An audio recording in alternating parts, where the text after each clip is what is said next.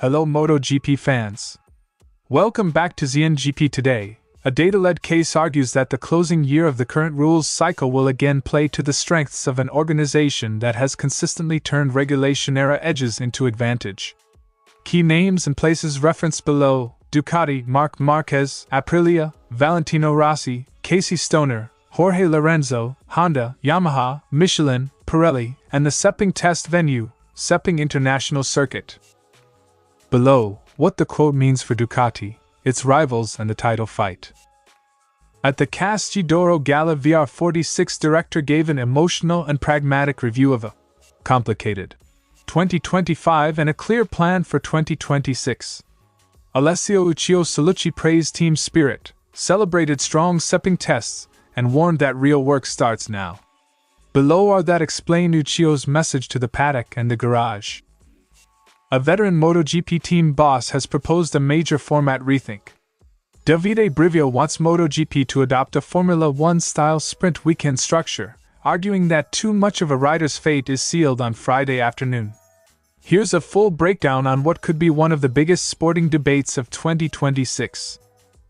Don't forget to click subscribe button and the bell icon for MotoGP news update.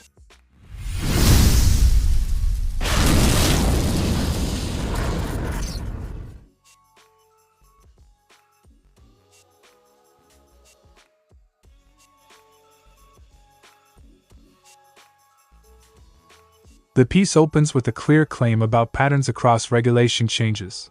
When rules settle, the maker that has best exploited the cycle tends to carry advantage into the finale. That's not romanticism, it's pattern recognition.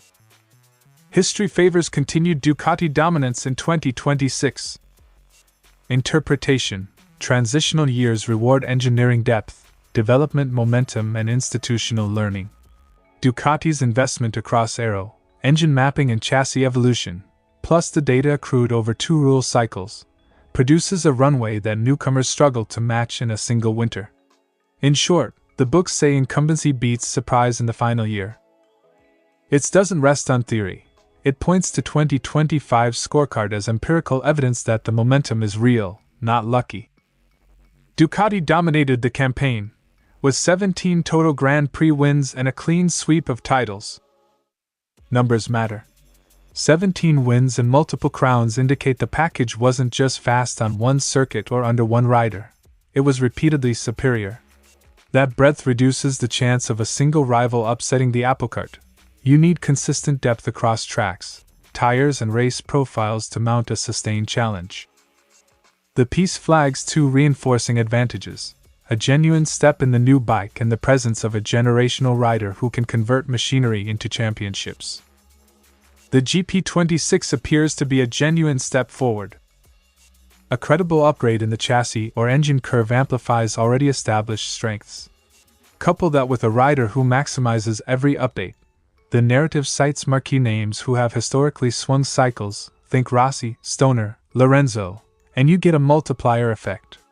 It's not just the bike. It's the bike plus rider that makes the difference. Not all variables favor Ducati. Tire supplier changes and electronics rules are legitimate disruptors. Yet the feature's conclusion is still soberly bullish. History appears to be on Ducati and Márquez's side even further. While Pirelli's arrival and any electronic tweaks could reshuffle pecking order, history and present indicators both tip toward continuity. The onus is on rivals to produce step changes, not incremental progress, across winter testing and the opening rounds.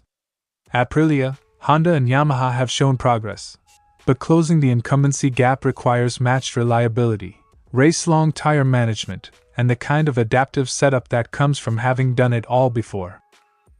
The headline conclusion is pragmatic. 2026 is not a foregone conclusion, but it's a season where the pre-existing leader starts with a statistical and technical advantage. Watch 3 things closely in the opening races. 1. Whether the GP26 step translates into race pace when fuel loads and long stints matter. 2. How teams adapt to Pirelli in race simulation. And 3. Whether any rival can produce the kind of generational form performance that historically flips cycles. If the past is a guide, the fight will be narrower than the headlines suggest. but the team that turned regulation-era edges into repeatable advantage will start the season with more cards in its hand. Uccio opened by taking the stage not only as a team boss but as someone who's lived the paddock from the other side, a rare, almost circular career moment that made the award feel deeply personal.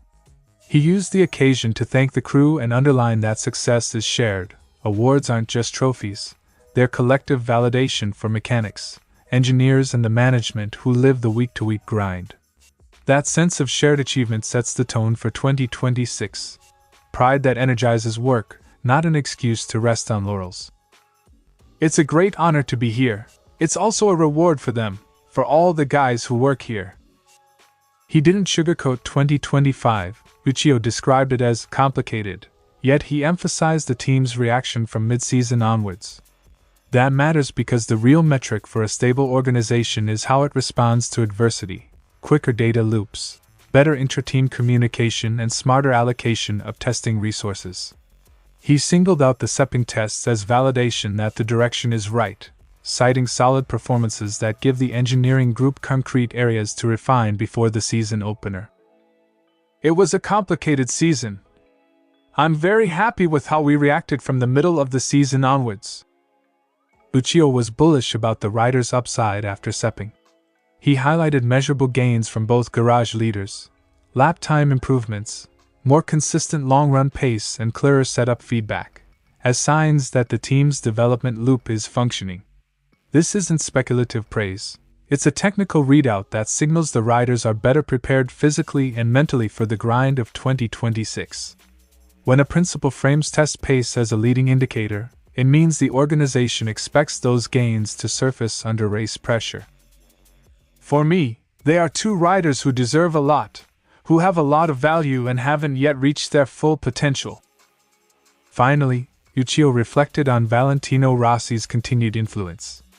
Though Rossi now races four-wheel GT cars, his presence remains a cultural engine for the team, a moral compass and a source of calm confidence.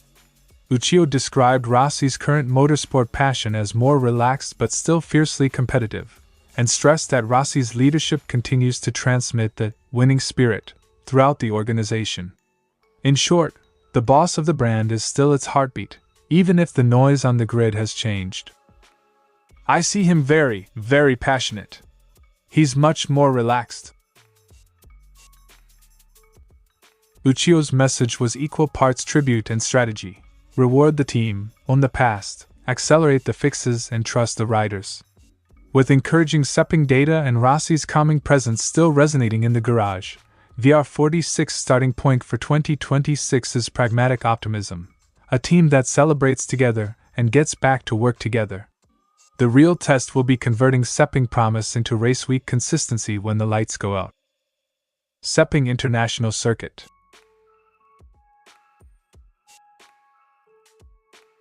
Since Moto GP adopted the Q1/Q2 knockout format in 2013, qualifying has evolved, but the introduction of sprint races intensified the pressure on Friday. Now, only the Friday afternoon practice session determines direct access to Q2. Miss the top 10, and a rider must fight through Q1 on Saturday morning, adding risk and workload before the sprint and the Grand Prix. That means a small mistake, a yellow flag, traffic, or changing track conditions, can compromise the entire weekend before it has properly begun. Teams argue this creates excessive risk concentration in a single session. I don't like Friday afternoon, when you already have to be in the top 10, and that affects the whole weekend. Brivio's solution mirrors the sprint format used in Formula 1. In F1 sprint weekends, Friday features a sprint qualifying session that sets the short race grid, while Saturday includes a separate qualifying session for Sunday's Grand Prix. Translating that to MotoGP would mean Friday practice determines only the sprint grid, while a fresh qualifying session on Saturday sets the Grand Prix order. 2 grids. 2 chances. 2 storylines. It would be necessary for Friday afternoon to remain as is, but to serve as qualifying for the sprint race, and then have a proper qualifying session for Sunday's race. At present, qualifying sets the grid for both the sprint and Sunday's race. That doubles the consequences of a single session. With modern MotoGP margins often under a tenth of a second across multiple rows, a mistimed run or disrupted lap can drop a rider from the front row to the fourth. For satellite teams like Trackhouse Racing, this can be especially costly. A compromised Friday limits race strategy options and increases the risk of mid-pack incidents in both races. Brivio believes separating sprint and Grand Prix qualifying would reduce that fragility. This way, we would have two different grids and the weekend wouldn't be compromised from Friday afternoon onwards if something went wrong. Beyond fairness, Brivio frames the change as an entertainment upgrade. 2 qualifying sessions would create additional peak viewing moments and more narrative shifts across the weekend. It would also align MotoGP structurally with F1's commercially successful sprint concept. But critics may argue that more sessions add complexity to an already packed schedule, while purists may question whether sprint and Grand Prix grids should differ at all.